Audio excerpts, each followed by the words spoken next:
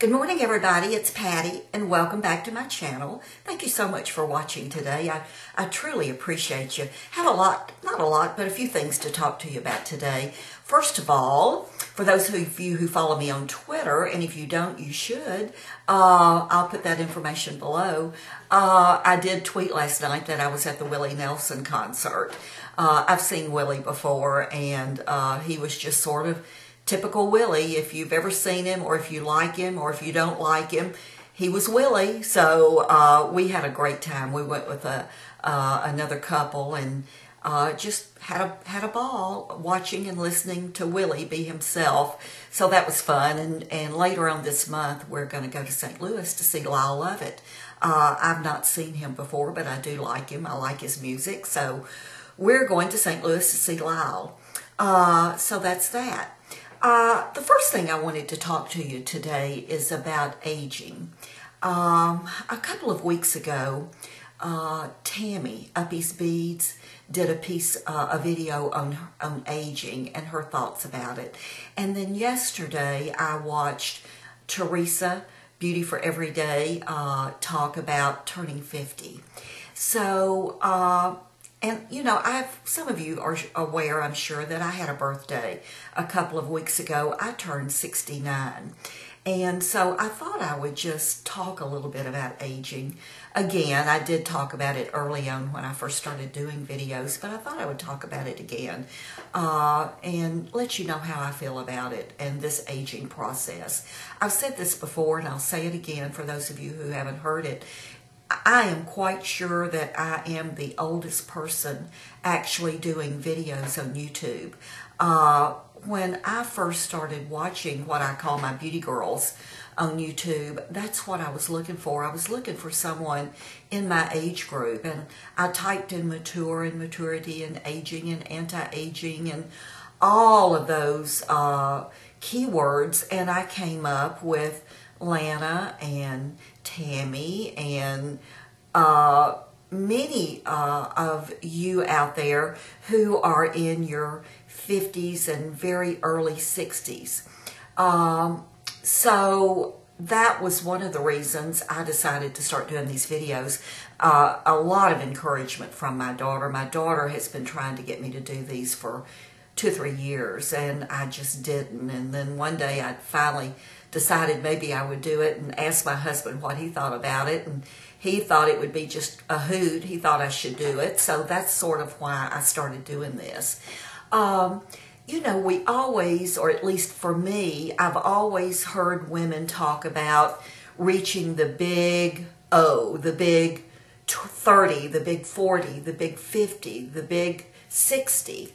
I don't think I've ever heard anybody talk about the big 70 or the big 80 or the big 90. We seem to celebrate a century, which I think is wonderful.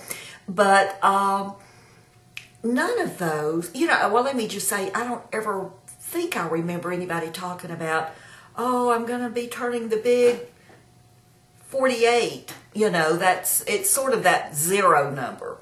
But I can honestly say that I have never had a birthday that's bothered me. Not the big O's, for sure, or none of them. I can remember back when I turned 40. I was single, had a great job, a great child, and I was dating a man who had more money than God, or at least I thought he did at the time. And he made my 40th birthday a fantasy. He made it something that we would all dream of. It was just, I can't even tell you everything that he did for my 40th birthday. So that was just a breeze. Obviously, that relationship didn't work, and it wasn't supposed to, so that's okay.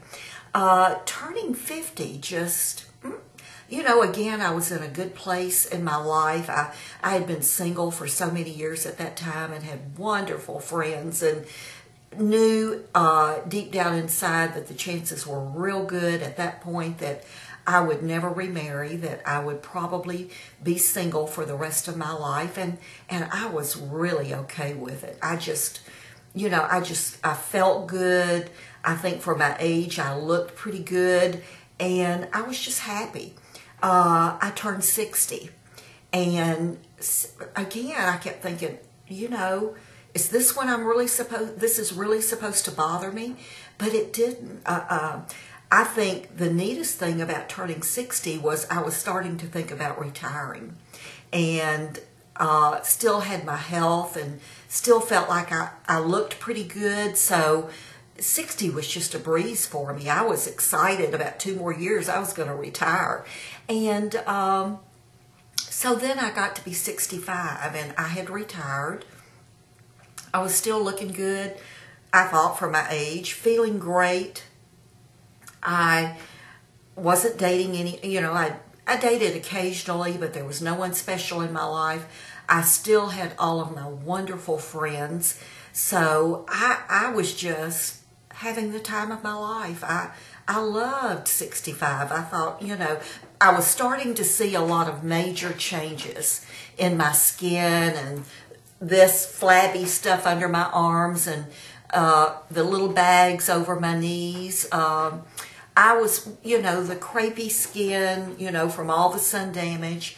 I was starting to see that, but I was learning to accept it because I just felt so good. And so, a couple of years ago, I met the man of my dreams, and as many of you know, I married him, and my life has just been wonderful since. I have a great life. I feel wonderful. Tammy, in her video a couple of weeks ago, talked about seeing Anderson Cooper's mother, who is Gloria Vanderbilt, on his show one morning. And I saw that very same show. And I remember thinking the very same things that Tammy thought about when she saw Gloria Vanderbilt. Gloria was immaculate. Her hair, her style, her clothing, her face. I mean, obviously she's had a lot of work done.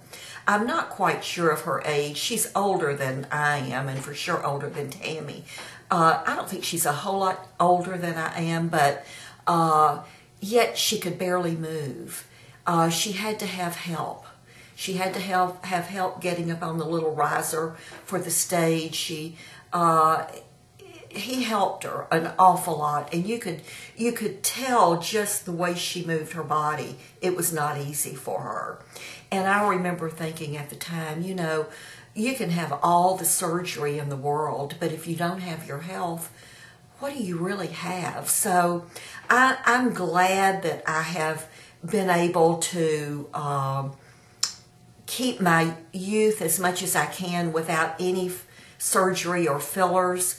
In my appearance, my mother was always very young looking, even in her 80s, and she died in her 80s, but she was still very youthful in her appearance. She was very age appropriate. She had a cute little bob hairstyle. Her hair, she still colored her hair. It was blonde. She put her makeup on every day. She dressed really cute every day. I remember many years ago Oprah doing a show called Being as Cute as You Can Be, and I thought when I saw that, that's my mother. My mother would get up every day and fix herself up. Many days she only sat in her chair. Her health, my mother did not have her health at the end, but she looked really good for her age. She took pride in the way she looked, and that was a great influence on me, is to at least take pride in the way I look. I've said this before, I'm not the prettiest person in the world, the most beautiful, the richest, the most talented, but I'm not the worst either. There's always somebody much better than I am, and there are women in not quite as good of places as I am. I truly believe with aging, it's all in our mind. If we feel old inside, if we feel old in our hearts, in our soul, then we're going to be old on the outside. I feel young. I don't know how you're supposed to feel at 69. I think, and 70. I think that has been my biggest quandary in this aging process, is I don't know how you're supposed to feel. I feel good. You know, my husband and I last year went to Cabo on our honeymoon last spring, and we did everything we wanted to do. We sailed, we rented, we went on a tour with dune buggies in the desert. We were in a dune buggy for most of the day. We have pictures of us flying off of sand dunes in the air. I mean, it just didn't slow us down. We were the oldest people there, and we were doing everything the younger people were doing.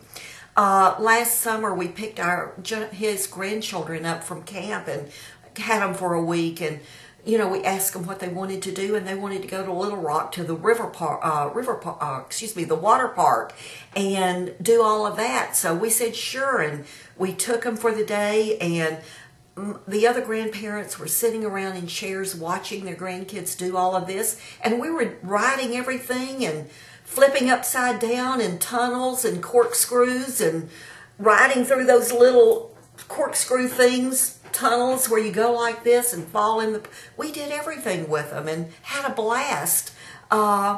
We went out to the Southwest this summer and for a couple of weeks and walked and climbed and did everything, rafted and did everything. We just came home from this Mediterranean cruise where we did everything. We walked and we climbed and nothing slowed us down. We were up late. We just did everything. So I just truly believe that it's if you eat right and exercise some, take care of yourself, but mainly have a youthful attitude. I'm convinced that that's what it's all about. If you're old in your spirit and in your soul, and if you feel old in your heart, you're going to be old. I think as long as you can maintain a youthful spirit, it really doesn't matter what you look like on the outside. I think you're going to radiate that youthfulness on the outside. I think that's certainly going to help, but I think it's all about how you feel. So Tammy and Teresa, listen, 50 is a baby. Teresa, I wrote you and told you that. 50 is almost 20 years younger than I am. So 50 was great for me. So 50 is, if you're in that 50 age group or even in your early 60s, just hang in there. I promise you it gets better.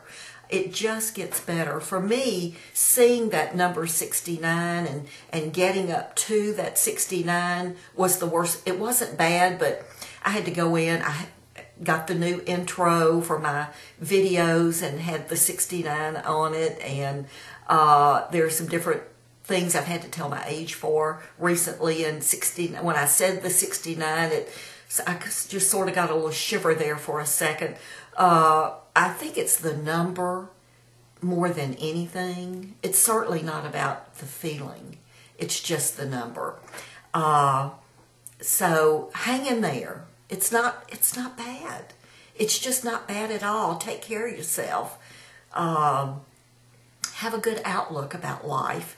And, you know, life is fleeting. I told you, I think maybe in an earlier video, my husband was married to a woman he met when he was young, and they were married for 44 years and had 2 wonderful sons.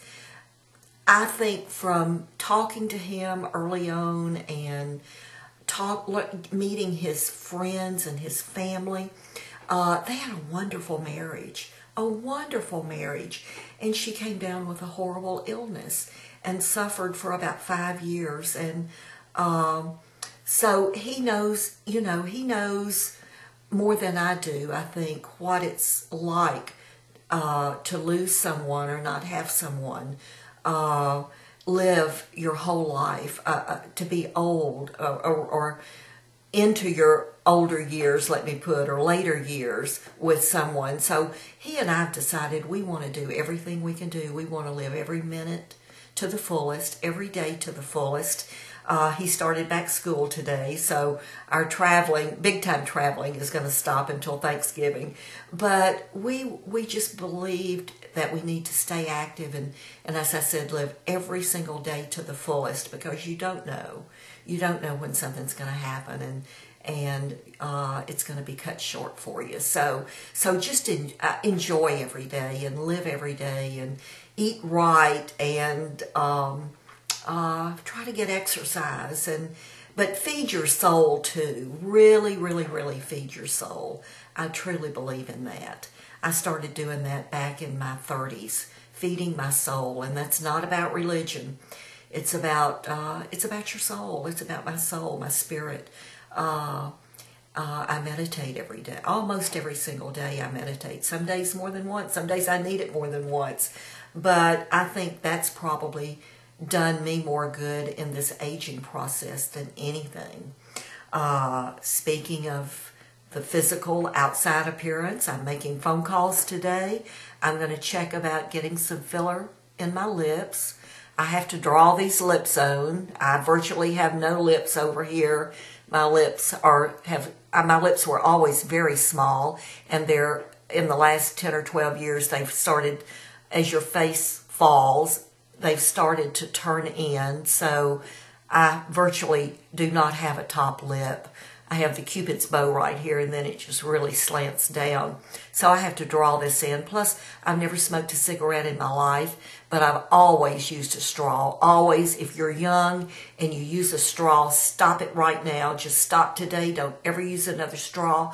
My doctor told me that the sucking motion from a straw does the same thing as the puffing on a cigarette. So I have the lines here, so a little bit of filler maybe right here to smooth out those lines and just to give me a little bit of a lip. And then I'm getting a tiny little bit of wrinkling right here where I've lost volume. My face is falling, so I may get a little bit of filler right there. So I'm making phone calls about it. Don't know that I'm going to do it. I may or I may not. If I do it, I'll for sure let you know. I'll be back in a minute.